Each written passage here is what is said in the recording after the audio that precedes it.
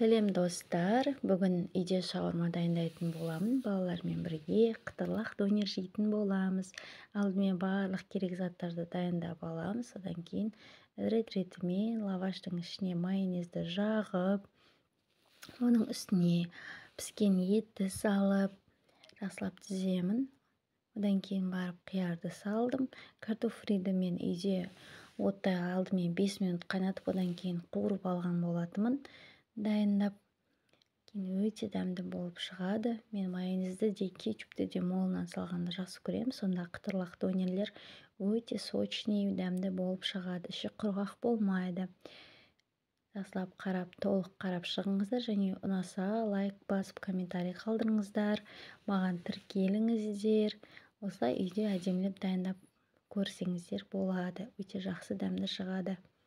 Және мен қытырлақ болу үшін осылай дайын болған донерлерімді табаға салып 10 минутқа пешке салып аламын. Сонда менде қып-қызыл қытырлақ донерлер шығады. Өте дәмді донерлер шықты. Балалар мәз, бізге ас болсын. Сіздер де жасап жеңіздер. Рахмет.